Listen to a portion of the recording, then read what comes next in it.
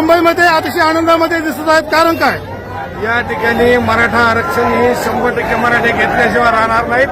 मनोज जरांगे पाटलाच्या नेतृत्वाखाली या ठिकाणी संपूर्ण मराठा अतिशय ताकदीने मुंबईत आलेला आहे. तो 100% आरक्षण घेतल्याशिवाय गावाकडे जाणार नाही. सरकारने फक्त 1 दिवसाची परमिशन दिलेली आहे, त्याचं काय? सरकारचे आता परमिशन हे ते कायदे कानून कसं सरकार बघत.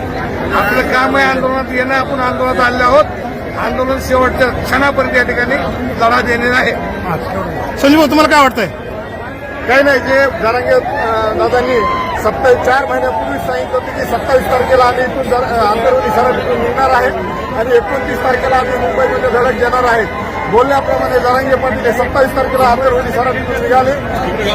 शिवाजी महाराजांचं जन्मस्थान शिवनेरी येथे जाऊन शिवाजी महाराज जन्म ठिकाणी जाऊन त्यांनी तिथं शिवाजी महाराजांचं दर्शन घेऊन पुढील प्रवास करून आज ते मुंबईमध्ये पोहोचलेले आहेत आणि आम्हाला आत्मविश्वास आहे की जरांगे पाटील आरक्षण घेतल्याशिवाय इथून हलणार नाही. भाऊ, आज संपूर्ण मुंबई महाराष्ट्रातल्या मराठा बांधवांनी जाम केलेली आहे, काय वाटतंय तुम्हाला? ये तो सिर्फ झाकी है, पिक्चर अभी बाकी है. हा पहिला दिवस आहे. अजून लोक संपूर्ण महाराष्ट्रामधून येत आहेत. मुंबई जाम होणार आणि आरक्षण घेतल्याशिवाय जरांगे पाटील इथून हलणार नाही. त्यामुळे सरकारनं याच्यावर विचार करावा आणि उद्या अधिसूचना काढावी एवढी आमची सरकारला नम्र विनंती आहे.